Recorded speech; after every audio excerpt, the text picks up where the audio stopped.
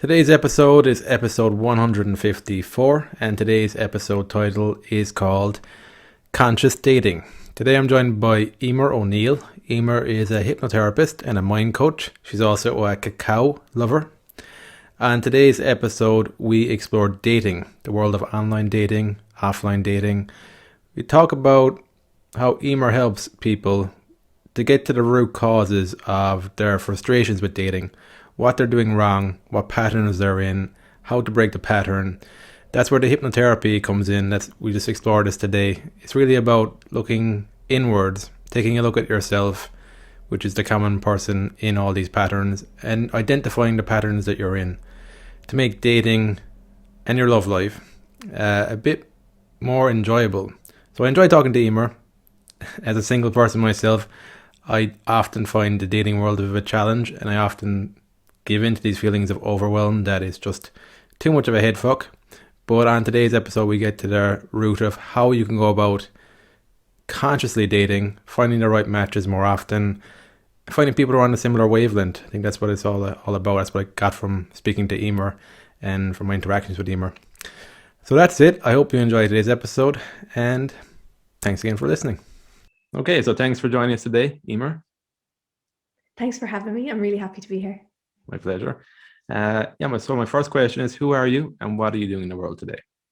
So my name is Eimear O'Neill, and I am working with people who want to create healthy, loving relationships, who are done with the toxic cycles, who realize that, they've not been creating the best relationships for themselves in the past, and they're ready to figure out why and start creating better relationships. So we do that through a combination of conscious work and subconscious work, which gets into all of the things that are driving you that you don't even realize, the things that are running on autopilot since childhood.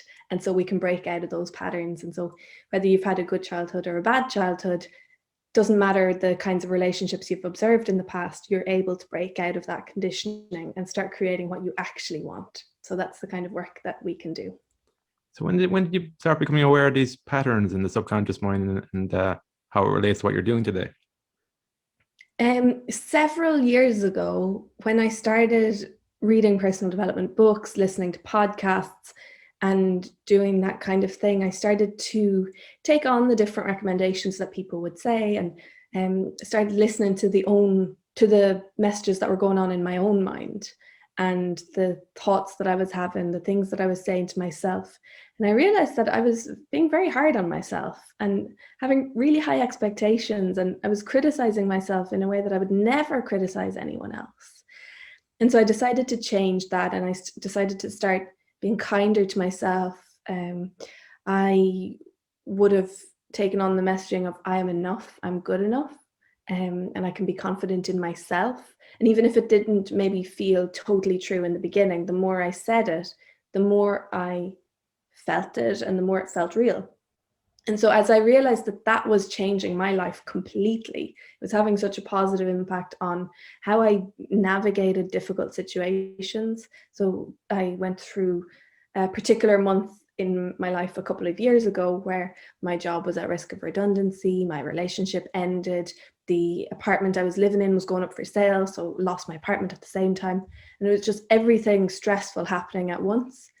And I kind of breezed through it, even though it was difficult and I was facing difficult things, because I'd learned how to control the messages that I was allowing in my mind. I was focusing more on okay, what can I do? I'm great at coping. I can figure this out. And I was using more positive messages.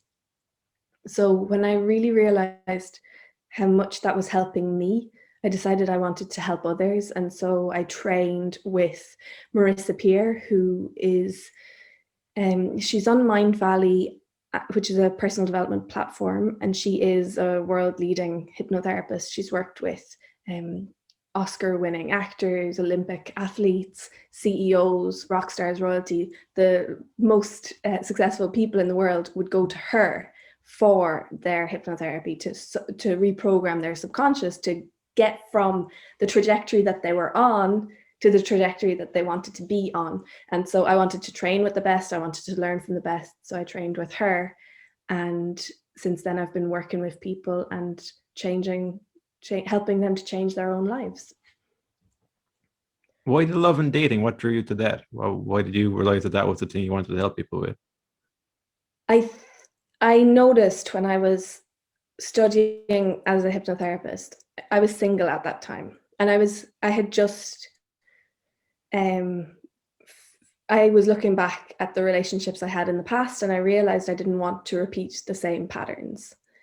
And I didn't know how yet, but when I was training as a hypnotherapist, I started to ask my practice partners to help me with love and dating and with my different problems in accepting love, receiving love rather than just giving, and confidence to speak up and set boundaries and to listen to my own needs. All of that was stuff that was coming up for me. And so I was really only working on it for myself. But when I was making the changes in my own mind, I saw the difference in how I showed up. So what I mean by that is, before I did hypnotherapy and before I did all of that internal work, I was trying to impress people when I was out on dating apps or when I was out meeting people. I was trying to be liked. I was looking for approval and validation. And I would talk to people that I knew I wasn't really interested in, but because them talking to me validated that I was worth talking to. That was a pattern that I noticed afterwards. And after I did the work, I started to notice that I was being myself and really loving who I was, letting people know who I was, and allowing the people who liked me to come to me. And it was a totally different experience. I was on dates with really, really good people, people who were, we could have a fantastic conversation about what we thought about personal development, because I had put on my dating app profile that I was interested in personal development. And so naturally I was meeting people who were like-minded. And I went from one reality to a completely different reality simply by working on myself. And I noticed that actually there weren't a lot of people talking about this, because a lot of the dating advice is very old-fashioned. When you think about the messages that would have been prevalent decades ago, and they have adapted and changed, but there's still very much a mindset of attracting by being the best possible representation of yourself rather than being the truest possible representation of yourself. There's still that mindset within the any of the dating advice that I've seen on YouTube or on Instagram. There's still very much an idea that you can manipulate somebody into liking you. What to say, what to text him to make him fall for you, how to get your ex back. There's a lot of trying to manipulate people. And before I did my own inner work, I just thought that that was normal. I didn't even question it. And then I realized that that's not the secret. The secret isn't to manipulate other people into liking you and wanting to be with you. You can't trick somebody into deciding they want to spend the rest of their life with you. It's different. It's a totally different method that gets real results. And I decided that I really wanted to share what I'd found with people and to give them a new way to build more authentic relationships and to actually love who they are in the process and enjoy it. Did you find like a vulnerability in admitting that it was the love and dating side of things you wanted help with your peers in the hypnotherapy? Totally. In the beginning, I felt like I wasn't ready because I would have to show that private side of myself. And I also wondered if it was really important enough to work on dating and attracting people, and was that not a little bit superficial? I sat with those thoughts for a while before I decided to go for it. And the reason I did was that I realized there's nothing superficial about human connection. That is I think the most important thing we have. There's areas of your life that make you happy. And if they're all going well, then you're going to be quite happy. And, you can talk about career and finances. You can talk about your health, your physical, emotional well-being, but your connection with other humans is right up there at the top. And when I had that realization, I realized that actually it was so important to do this work, because it's not just about attracting a person to go on a date with you and convincing them that you're a great person. It's about loving yourself enough to create real, authentic human connection with another person, and to be vulnerable with them, and to get to know somebody and build a relationship with somebody who's actually going to support you throughout the rest of your life. And I thought there's no more important work than that. So it was a little bit of a transition, but I'm all in now. That sounds good. Like the human connection part, that's a good way of looking at it. Like I feel sometimes, yeah, the dating and uh the dating app, sometimes it can be very superficial, and you can easily fall into that external looking mindset of who should I be to impress the people I think I'm attracted to. But when you're looking at the human connection part, the self-acceptance connection, that begins with connection to yourself, and you're connecting in a real way with real people. Like because that's something that I think it's only been in recent months I've started to look at that, because I did actually feel like it was frivolous, the dating and the love side of things. I needed to get my career in order and all the other serious stuff in order first, and then somebody might take me more seriously and I'd attract them like that. That was my kind of an unconscious assumption. But I guess the question here is with so it's the self-acceptance part, but how do you know you're ready, that you're not seeking for validation from somebody else when you're going into these dating arenas? Like, how do you know that you're coming from a place of self-acceptance and it's not just you waiting around for somebody? Or it's that balance between being patient. It's kind of like, it's a difficult one. It's that, how do you know you're actually ready and you're not just trying to be patient waiting around for somebody? So how do you know you're ready? There was a couple of things that you mentioned there. Yeah. One of them was I suppose it's being you're comfortable in yourself without feeling like you're waiting around. You're being patient. You don't think you're ready yet. I feel sometimes actually you need to also meet the right person. You're also developing that self-acceptance in the same process, but it's hard to know that how to balance that dance, that you're not waiting around. Yeah, and this will be, everyone listening will receive this differently, because each person's at their own stage in life. And so you'll have some people who believe they're not ready, but they actually are. They just have to do the uncomfortable thing and start going out on the dates and start seeing, okay, why do I think I'm not ready? And it might be, I think I'm not ready because, like you mentioned, career and getting established in that way, and I have other things to do before I can be ready for a relationship. But you can do those things at the same time. You know, people might be making excuses for why they're not ready. Now, there's other people who will be listening who are genuinely not ready. You know, they may be straight out of another relationship and they wouldn't have the space in their mind or in their heart to move on to genuinely fully 100% move on to a new person yet. And so for each person, it will be their own journey of trying and seeing how that affects you. So just being really self-aware throughout the whole process without judging yourself if you find out, actually, I'm not ready. And one way you might not be ready is if you're not sure, start meeting people, start going on dates and see. And if the same kind of trigger keeps coming up, there's probably something there that you still need to work on. And it might be a good idea to take some time, actively work on that, and then come back. But if you wait until you're 100% ready, you're going to be waiting until you're dead, because every time you break through one new, like break through to the next level, there's something else to work on. We can always find a reason to not be ready. And so I think my advice to people not being able to speak directly to each individual and figure out their own scenario, I would say try it, see what comes up, and work through that thing. Then try it again and see what comes up and work through that thing. But it's definitely there should always be some forward motion.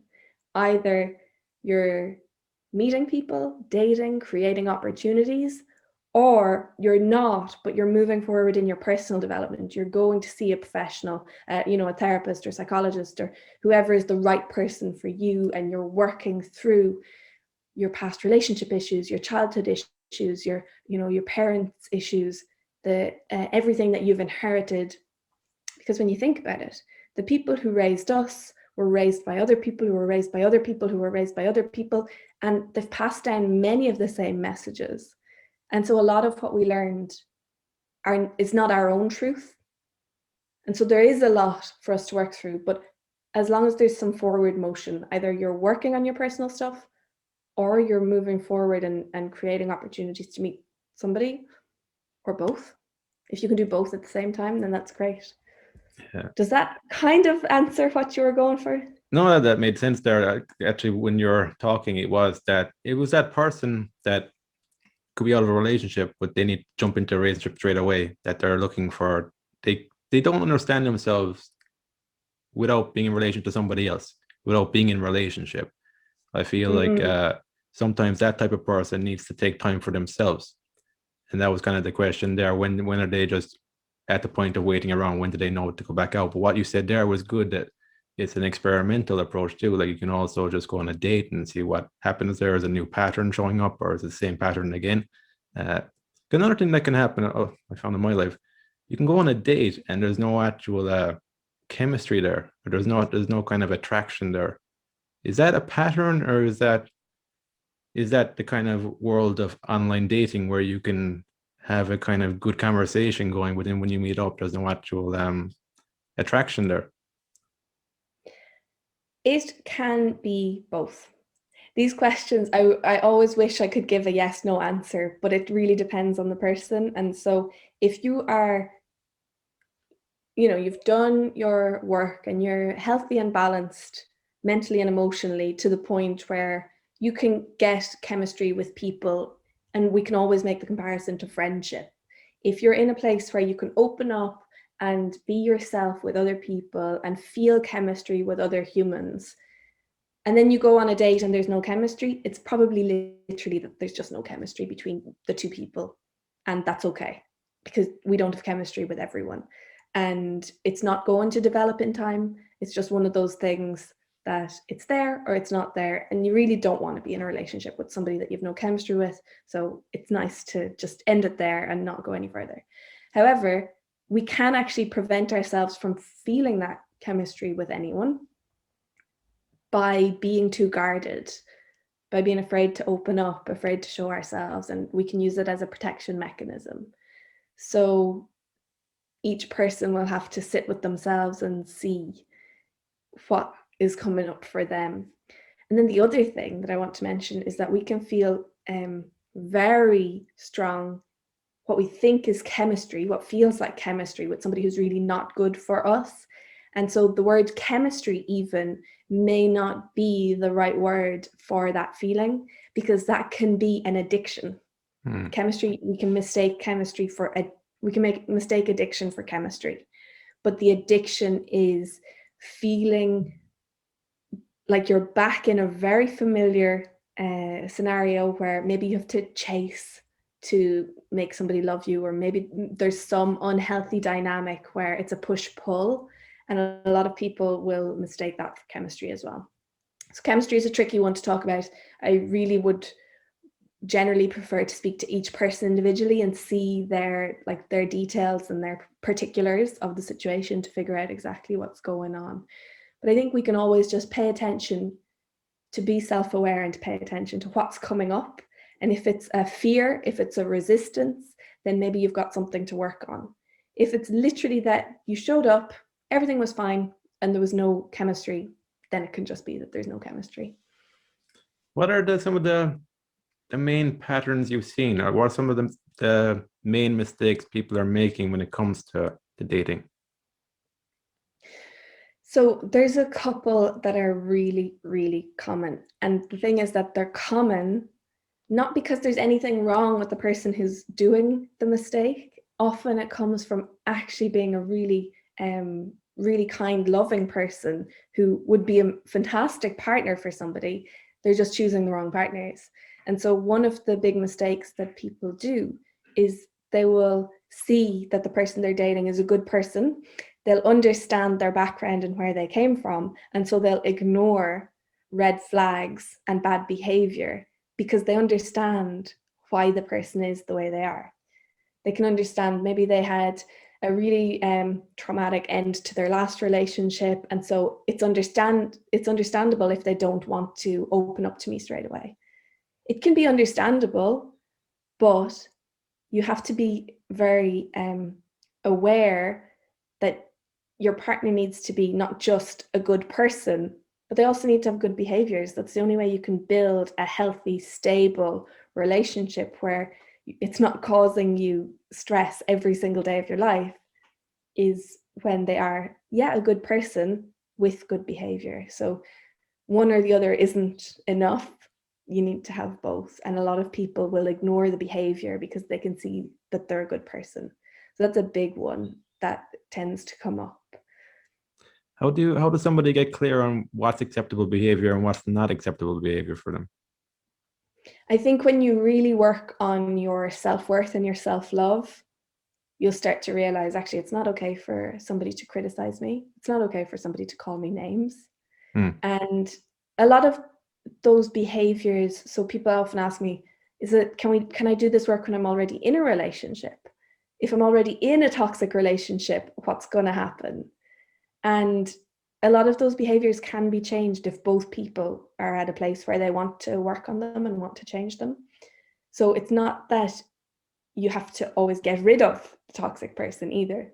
But when you start to work on yourself, start to love yourself, you'll start to notice that there are some things that you just realize, actually, that's not okay. I wouldn't do that to a child, so I'm not going to let somebody do it to me. And that's when you start to be able to identify those red flags. Do you think things just I'll become... actually give you one more trick is, would you tell your friend it happened and be okay with that? And would you expect them to be okay with that? Because a lot of the time we'll make excuses for a person, we'll justify something in our head, but your friend wouldn't make the same excuses for them. So if you told your friend or you told your mom that a person said this to you or did this to you, what would they say? What would their reaction be? And if you know that they're not going to be happy for you, if you know that they wouldn't be as okay with it as you are, that's a good sign that it's a red flag. No, that's good. What I was gonna say there was I feel sometimes it's when you're rationalizing stuff that can be a red flag to me, that I'm trying to rationalize this in my mind. And what I've often found when you're doing the inner work, when you're working more on the self-acceptance, you don't even need to rationalize stuff. It just becomes obvious that I don't want to deal with that. That's not acceptable. Yeah. But when I go into rationalizations, it's not clear and I muddle stuff. But that's good advice then to think about a friend. Would that be acceptable for them? Because it's the self-esteem part there and yourself. Do you feel like maybe I'm not good enough to not accept that? Oh, that's good. And the reason we rationalize something is that it's often easier, depending on how you feel about yourself, it's often easier to justify being treated badly than it is to say something about it or to let somebody go who you actually like. Often those feelings or those actions to set a boundary and communicate how you want to be treated, or to end something that's not working for you, can be really hard for people if they have particularly wounds around fear of conflict, fear of drama, fear of rejection, and fear of abandonment. That means that they will hold on to somebody and they will hold on to peace and stability more than actually something that's healthy for them and supportive for them. Does the fear of rejection and abandonment, does that work both ways? As in, could you be not letting go of somebody because you fear rejecting them will hurt them? I guess so. That hasn't been my own experience, but I think you could adapt your behavior in a way not to hurt other people. So I think, yes, it probably could, but it's more common. The one that really comes up very, very often is fear of being rejected, fear of being yourself and not being accepted. And this makes so much sense because as humans, we evolved in tribes, and you needed the tribe for your survival. And if you were not accepted by the tribe, you'd be an outcast and you would die, really. And even as children, we need to be accepted by the people around us to survive. You know, animals can be self-sufficient from when they're born, but humans can't. Humans rely on the adults around them for survival. So we have developed and evolved with this drive to make the others around us happy and to make them like us, to make them accept us. And that stays with us even when we're adults, when actually, if you're rejected, it doesn't mean you're not going to survive. That's never going to be the result. But we give it that much power, as if we're going to die. So that's why we can be so afraid of rejection. It's a human instinct to be loved, to be accepted by the tribe, so that we don't die. But that's never going to happen now. So you can, once you start to realize that, you can start to speak to yourself in a way that says, okay, no, I'm actually going to be safe. If this person doesn't like me, I'm still okay. I've still got my house, I've still got my friends, I've still got my job, I've still got, you know, my hobbies. Actually, my life is going to be okay if this one person doesn't like me. And then that can give you the courage to break through that fear of rejection.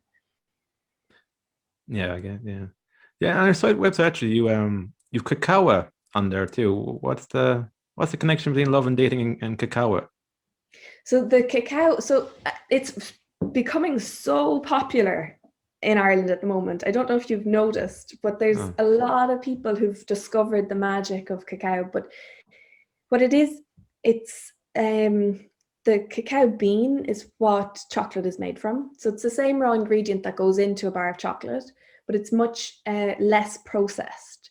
So it still retains a lot more nutrients, but there's also compounds in there that have an effect on your mind and your body. So there's different compounds that are associated with feelings of love and feelings of bliss.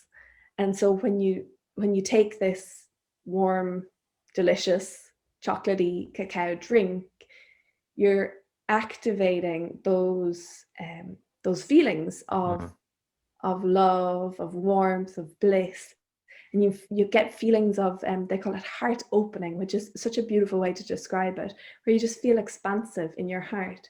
The same feelings that you get when you're falling in love. And so you can simulate those and create them. And we do cacao in ceremony, so it becomes an event. I do it on my own almost every day, where you consciously are creating that feeling. Now, there's thousands of different types of ceremonies, but what I like to do is actually consciously creating those feelings and going into the reasons why you might be avoiding them, why you might be fearful of them, and helping you to get used to the idea of love being available and understanding what it feels like and that it's safe. Because a lot of people who want love will actually run when it comes along, because there's a fear that maybe it's not safe, or maybe it's not going to go well. So by practicing and simulating that every day, you can start to believe that that's available to you. I suppose giving you an experience of it's coming up from within. That's where the feeling is coming from. Because when you're chasing these feelings outside yourself, it feels like it's coming externally, even though it's always coming up from within you.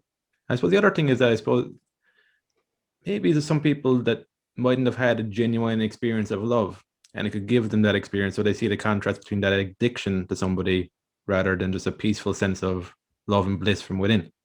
Yeah. What you've said is so important for people to understand, that love does not come from another person. Love is something that you tap into yourself. And you will tap into it when you meet somebody and you have this beautiful experience together, because you're feeling safe to activate that feeling, and somebody else helps you to do that. But that's a feeling that's inside of yourself that you can activate on your own. And it may take a little bit of practice, but it is possible. And what was the second part that you said? Just kind of chasing those feelings outside yourself, and just allowing it to come up from within. You said that that the it can give them the contrast to the addictive feeling. You're listening better to me than I'm listening to myself. So, yeah, that's it. Yeah, that's really true. So a lot of people will only have an experience of love that's like a roller coaster, that's emotionally exciting and draining, and elevation and then crash. And that's not sustainable. If you want a lifelong partnership, it can't be that way, because that creates so much stress in your body. And when you find a real healthy, loving partnership, it's much more stable feeling. It's like safety, it's calm, and that is the goal of how you should want your lifelong relationship to be. It shouldn't be a source of additional stress that you wouldn't have if you were alone. Actually, people who are in happy relationships, their stress hormones drop when they're in the presence of their partner. So actually your partnership should be removing your stress from your life. Of course, there are going to be moments where it causes stress, but that shouldn't be the defining factor of the relationship. And like you said, being in presence with yourself, consuming this ceremonial cacao, which starts to generate those feelings of love. When you're doing that consciously, you start to understand what that feels like. And when you've experienced it, you can go out in your dating life and say, I want to find somebody who helps me stay in that feeling, who doesn't bring me out of it, who helps me to make that like my permanent state, and who fits with that. And once you know that that's what you're looking for, then if somebody's bringing you down, you can say, okay, I know, even though they're a nice person, I know that they're not going to be a good life partner for me. And so it really can help you to understand what's important to you and what you're looking for in a partner.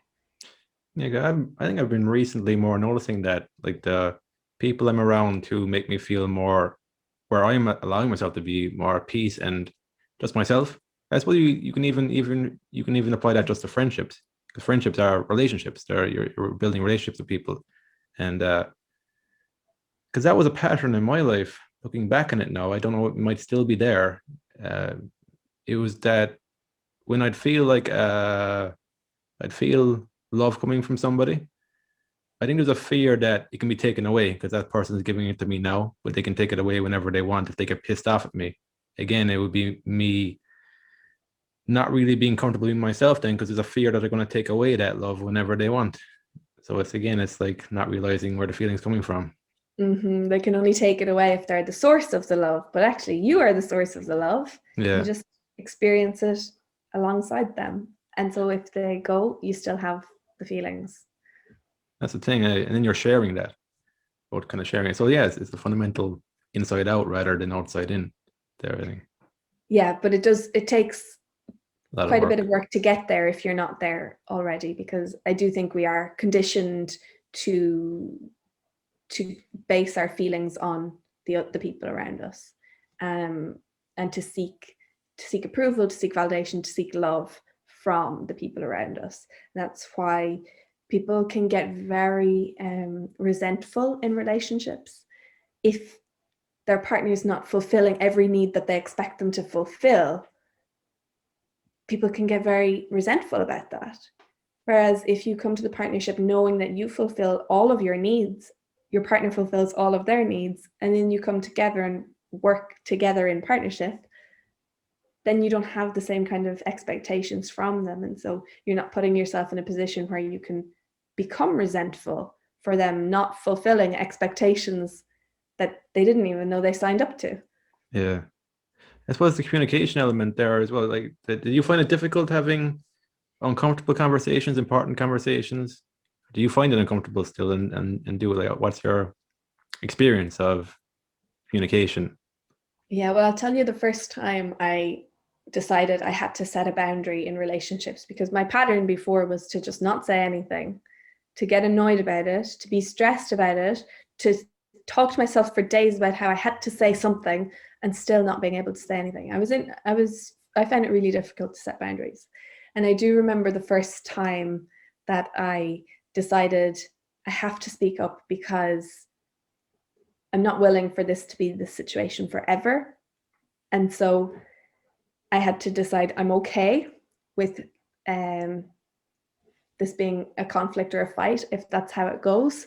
And I had to be okay with that, which was hard.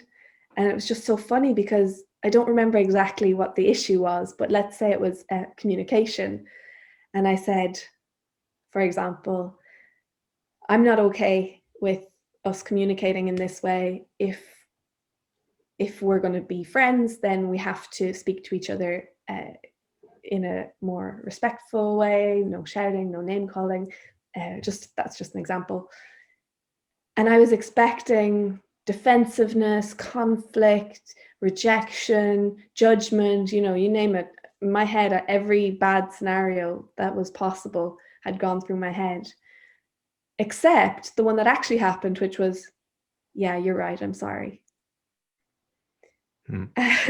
And once I realized that the fear of setting the boundary was far worse than actually setting the boundary, then I started to become more and more comfortable setting boundaries. Now I see them as very loving, actually, because if you don't set a boundary and you continue to participate in the relationship that's not what you want it to be, you are you're creating that relationship, and you're also setting yourself up for resentment, anger, conflict about something that was never discussed.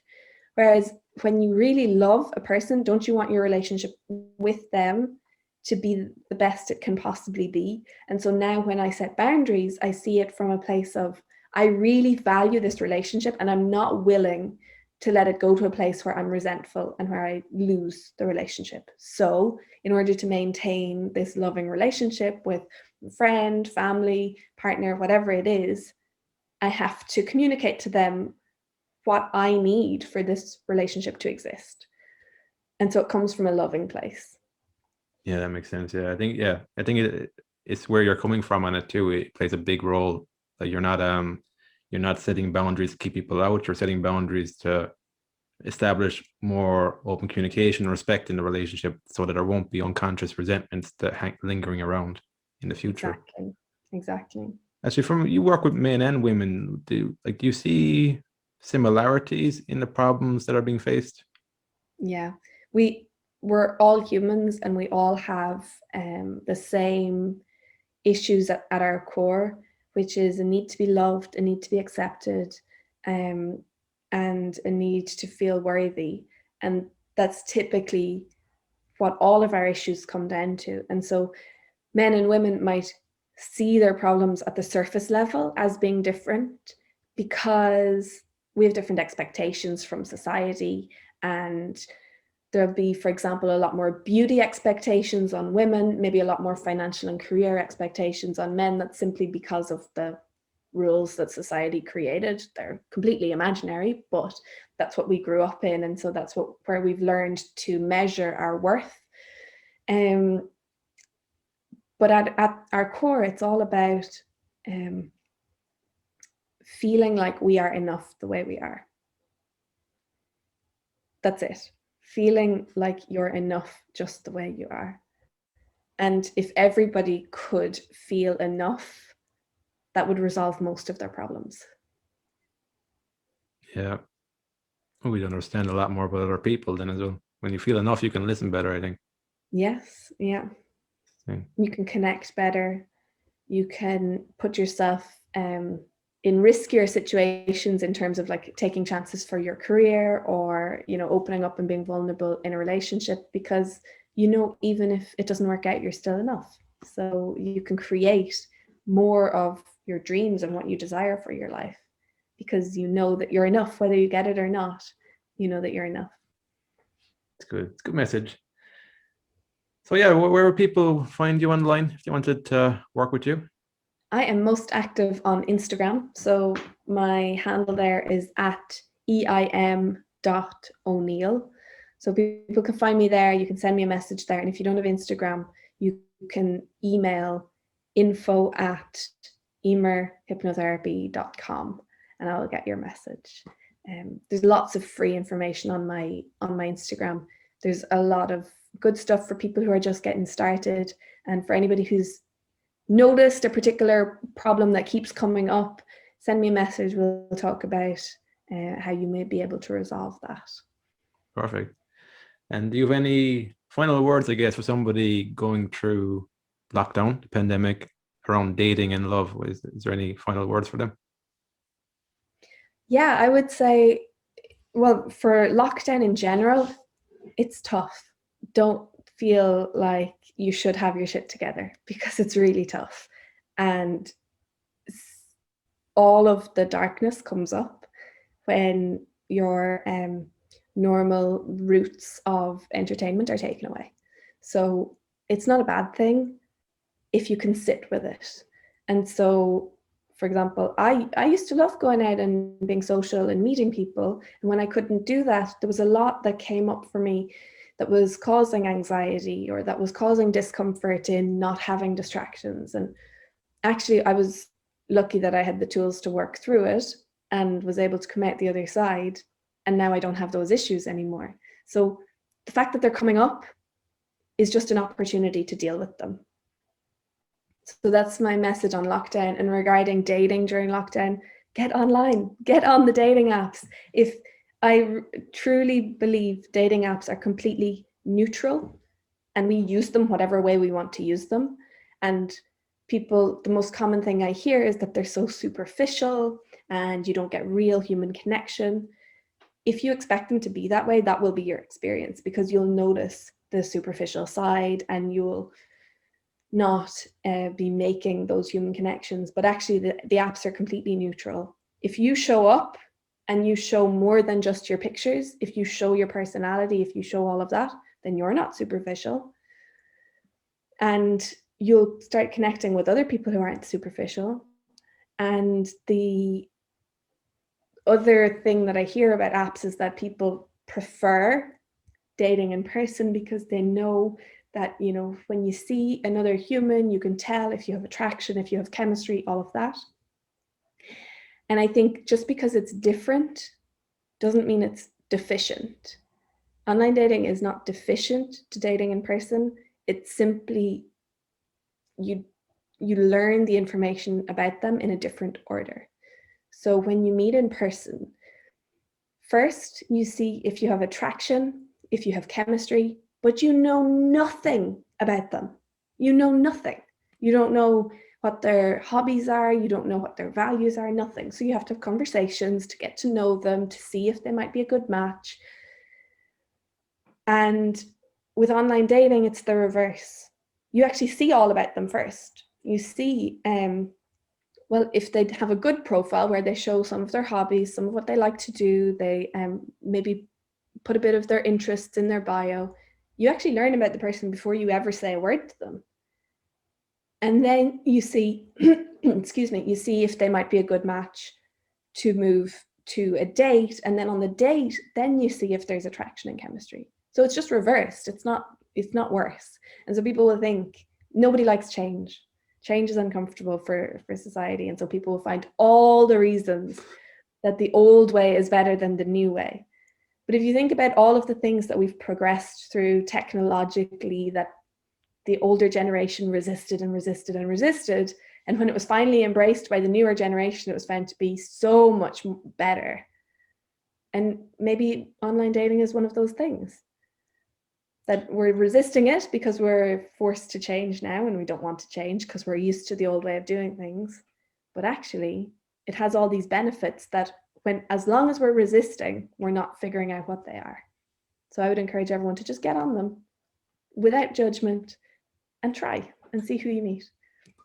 That might. No, I liked how you summed that up so simply. It's just the reverse order of information. Like what I get from you there is just it's really about changing it from unconscious dating to conscious dating. Doesn't matter what the medium is. It's like once you're conscious, that's the key point. I like you have to know what you're looking for with online dating, because there tends to be a lot of options. And if you try to speak to every single person, you'll burn out before you meet somebody who's a good match for you. So it would be like trying to do your online shopping, trying to like buy a particular item of clothing that you're looking for. If you want a white t-shirt, going on to the store and looking at all items and scrolling through and trying to find that white t-shirt. Nobody does that. You go to the section that has tops and then you filter by white and by t-shirt and by size that you want. And there it is. It pops up in front of you. Now, we don't have those filter tools on the apps. You can't say, I want somebody with this color hair, this height, whatever. You can't say that. But you can in your profile. You can put in what's important to you. You can show who you are so that you attract somebody who likes you the way you are. And so you can start to use the tools you have to start to filter people to get better matches. And then once you're getting better matches, you're going to spend much less energy on people who are never a good match to begin with. Yeah. I guess you'll enjoy it more as well when you've got better matches. For sure. Because your conversations will be interesting. Yeah. Yeah. You learn something new all the time then. Yeah. Oh, perfect. Thanks, Eimear. I could talk about this all day. I like it's a new area for me, really, in the love and dating when it comes to the mind. I like exploring what you're talking about there with hypnotherapy and the patterns. I think the patterns are really important, yet a lot of people think about that. So I wanted to talk to you about that. Yeah, thanks again for taking your time out today, Eimear. Thank you for having me. And yeah, it's important to deal with the subconscious patterns at the dating stage, or else they're just going to show up in the relationship. So better to start to do it when you're single, start off the relationship on a really strong footing, and create the foundations for a really fantastic relationship. Good message. Okay, so yeah, thanks again for listening. Until next time, have fun and enjoy the process. Thank you so much. Bye-bye.